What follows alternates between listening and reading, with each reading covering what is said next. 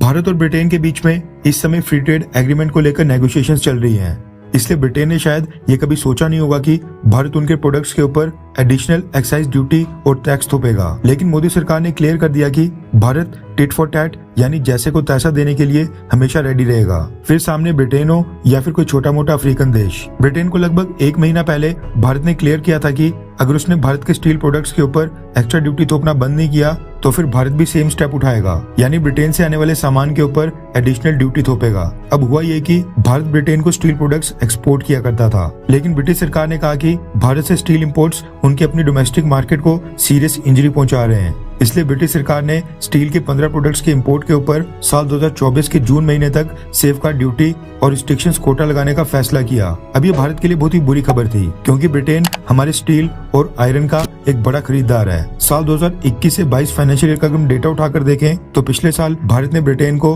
कुल $420 मिलियन का steel export किया था, यानी ब्रिटेन को स्टील बेचा था। ब्रिटेन ने जिन 15 स्टील प्रोडक्ट्स के ऊपर रिस्ट्रिक्शंस लगाई थी उनमें से 5 प्रोडक्ट्स टिन मिल प्रोडक्ट्स, नॉन अलॉय और alloy quarto plates, merchant bars and light section, non alloy and alloy wire rod और आयरन या नॉन अलॉय स्टील के एंगल्स, शेप और सेक्शंस, इनके ऊपर सेफगार्ड ड्यूटी लगाकर ब्रिटेन ने वर्ल्ड ट्रेड ऑर्गेनाइजेशन के रूल्स को वायोलेट किया था। यानी WTO के रूल्स के मुताबिक इनके ऊपर तो ब्रिटिश सरकार सेफगार्ड ड्यूटी लगा भी नहीं सकती थी। ब्रिटेन के इस कदम के बाद भारतीय सरकार ने डिप्लोमेटिक लेवल के ऊपर ब्रिटेन को कॉन्टेक्ट किया था, लेकिन ब्रिटेन अपने फैसले से पीछे नहीं हट रहा था, जिसके बाद भारत ने ये मुद्दा वर्ल्ड ट्रेड ऑर्गेनाइजेशन में भी उठाया और ब्रिटेन को साफ कहा कि अगर ब्रिटेन ने स्टील प्रोडक्ट्स के ऊपर से टैरिफ नहीं हटाए तो WTO के रूल्स के दायरे में रहकर भारत भी ब्रिटेन से आने वाले प्रोडक्ट्स, यानी जो प्रोडक्ट्स ब्रिटेन भारत को बेचता है, हम उनके ऊपर रिटेलिएटरी ड्यूटीज थोपने का काम करेंगे। भारत ने ब्रिटेन को साफ किया कि ब्रिटेन ने जो भारत से जाने वाले स्टील प्रोडक्ट्स के ऊपर रिस्ट्रिक्शंस लगाई हैं, उनके कारण भारत से स्टील एक्सपोर्ट्स में 2,19,000 मैट्रिक टन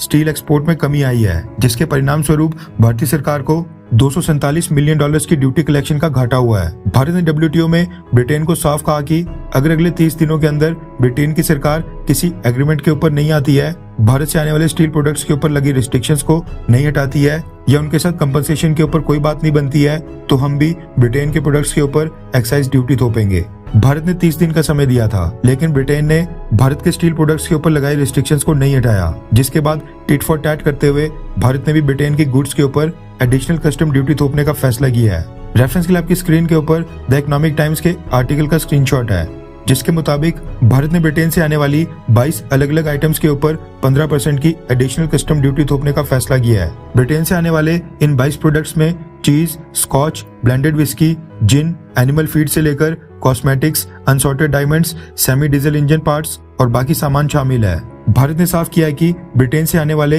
इन सभी प्रोडक्ट्स के ऊपर टोटल जितनी कस्टम ड्यूटी कलेक्ट की जाएगी वो उतनी होगी जितना स्टील प्रोडक्ट्स के ऊपर ब्रिटेन की रिस्ट्रिक्शंस के कारण भारत को नुकसान हो रहा है। भारत ये मेजर्स उस दिन हटा देगा, यानी एडिशनल कस्टम ड्यूटी उस दिन हटा देगा जिस दिन ब्रिटेन की तरफ से भारत के स्टील प्रोडक्ट्स के ऊपर से रिस्ट्रिक्शंस पूरी तरह से हट जाएंगी। रिपोर्ट के मुताबिक भारत ने इस जवाबी कार्रवाई के बारे में WTO यानी वर्ल्ड ट्रेड ऑर्गेनाइजेशन को भी इन्फॉर्म कर दिया है। खैर, क्या ब्रिटेन के प्रोडक्ट्स के ऊपर एडिशनल कस्टम ड्यूटी थोपकर भारत सरकार ने सही किया, हाँ या फिर ना? नीचे कमेंट करके अपनी राय जरूर बताएं।